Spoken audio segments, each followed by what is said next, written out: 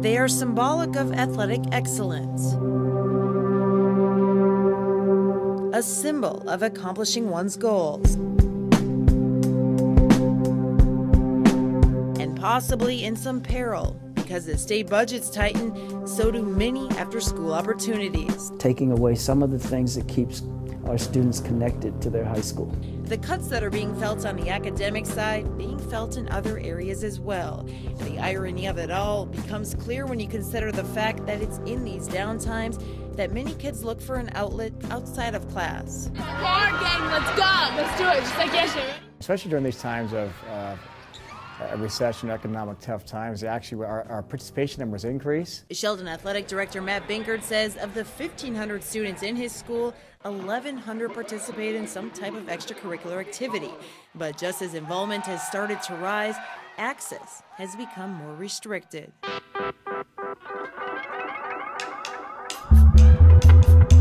Forjay is planning to cut the district's extracurricular budget by 25% next year. That's $500,000, which Binkert says could cut into the green and white's budget by $75,000. I think there is a tipping point. At some point you have to say, is it really fair to try to keep this program alive with just the scarce amount of resources that we have available?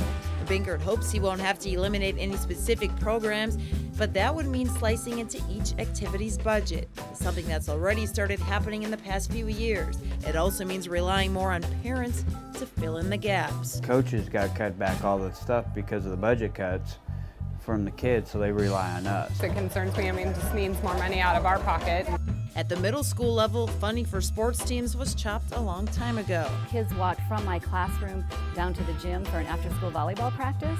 That was right at school. It was very school-based. And now 6th, 7th, and 8th graders have to turn to the YMCA, kids sports, or club teams if they want to play on a team. 11, 2 1/4. Lost with that funding is the bonding on the field, court, and all those long bus rides to games. Pains that are also being felt by kids whose interests lie outside of athletics.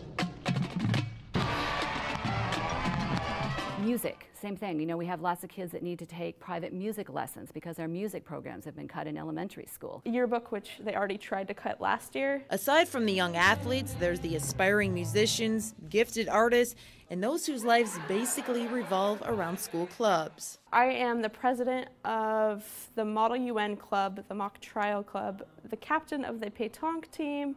I'm on IHS student government. Budget woes have forced Forjay to keep chipping away, and yearbook and other activities that would have been deemed unthinkable to cut even 5 years ago are now the first to go. I would almost say that extracurriculars are half of the things that you do at high school. At the elementary school level, it's the sound of young voices that has hit a sour note, a note that has slowly been fading away.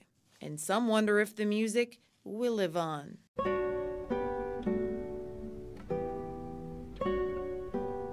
For school districts, it's simple math. But for the kids, it's much more than that.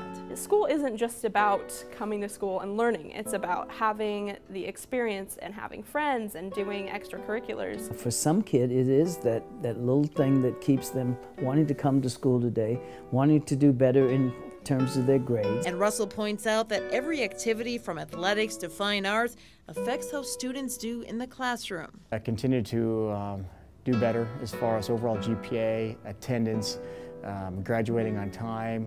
And now really the only way to save certain activities or stop massive budget reductions to others may rest on the shoulders of parents and the community. You can only ask the families to do so many things.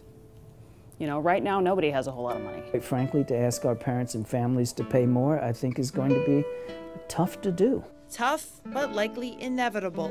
Otherwise, all those honors we've grown accustomed to handing out could be harder than ever to attain. The days of having to overcome your opponent for victory supplanted by a struggle just to get on the field.